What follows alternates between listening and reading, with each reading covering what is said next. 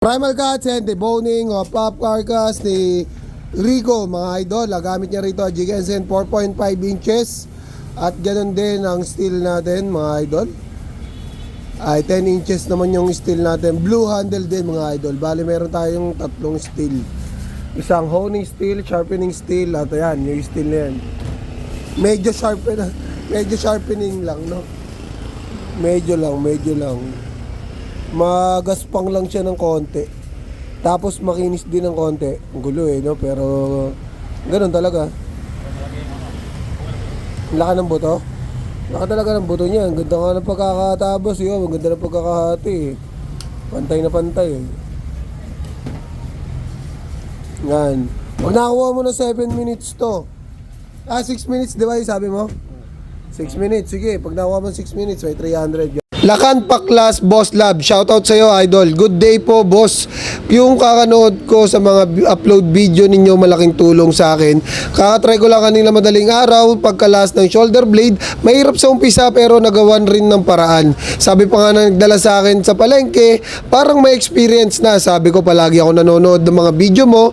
Thank you, boss. Sumasaludong baguhan from Davao City. Shoutout na rin dito sa Bangkerohan Public Market. Bless and love, boss. Yan, shoutout sa inyong lahat dyan, mga idol. Sa lahat sa inyo dyan, sa public market, Davao. Dumukuli sa kabila. Sa kabilang buto, dyan.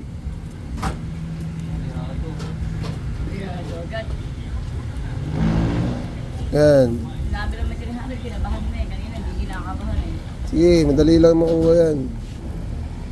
Dulo lang kasi ng knife. Sungkitin mo lang yung buto.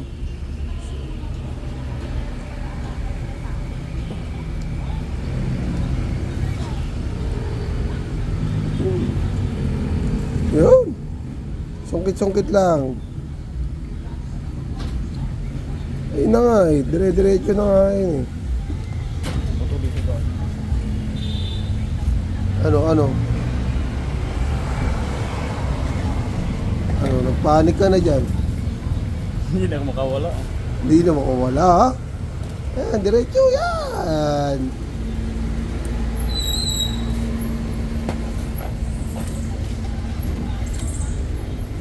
Diretso na yun. Huwag na balikin. Diretso iwain mo na. Yun iwalay na yun Yan. Iwain mo na. Diretso. Yan. Tinatamaan mo kasi yung shoulder blade. Kaya ka na-delay. Pagka gano'n, iiwas mo yung knife mo sa loob. Ayun ang diskarte doon. Dito ko nakaano. Ito magpo-focus doon sa shoulder blade. Na-delay ka tuloy. Pero okay lang yan. Sa bawat pagkakamali, may matututunan ka para itama yan. Kaya huwag ka matakot magkamali. Yeah? Parang ano lang yan parang pag-ibig. Yeah? Pag nagkakamali ang bawat isa, mas lalong tumatatagan samahan. Mas lalo nila nai-improve. Yeah? Ngayon, alam mo na nade-delay ka doon, alam mo na yung gagawin mo sa susunod. Pag na-delay ka ulit, baka buo na. Unang araw mo. Alright? Kaya pa rin kunin. Focus lang. Kaya na. 2 minutes na lang.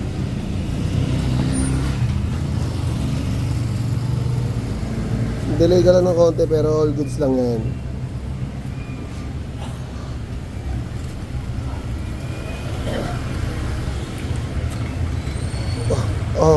Tumitiknik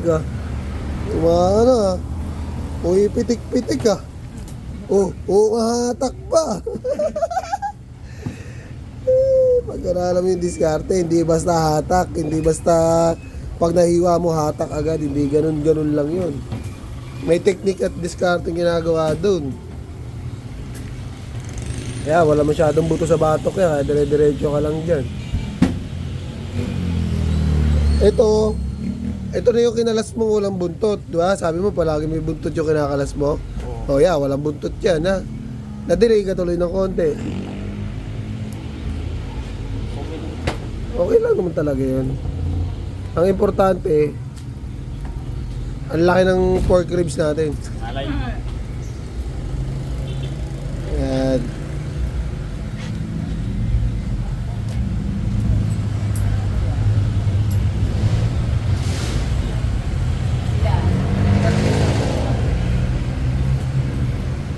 taas.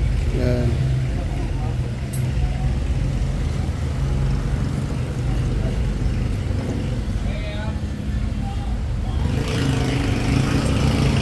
Di mo makukuha ng 6 minutes pero all goods lang yan.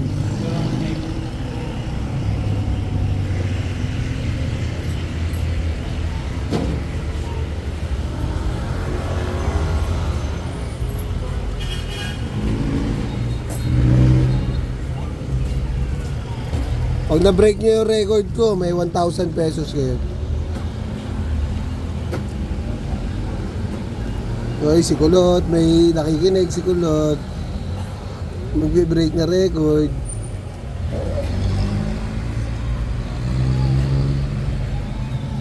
Yan, pagka walang buntot, dyan talagang tatanggalin sa gilid na yan. Sige, diretso na yan. Basta naiwa mo na yan. Madali, aangat na yan ang kusa. Diba? Kinis oh. Parang mo. Kinis oh. Parang naka, ano eh. Bawal magpa-araw eh. Kinis na shoulder blade.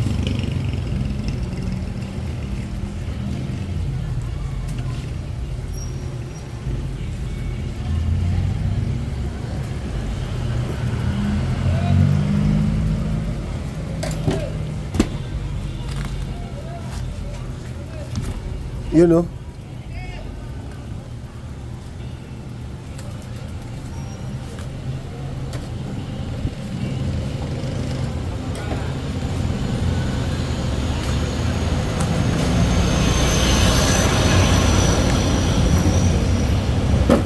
Dapat pa. Ha?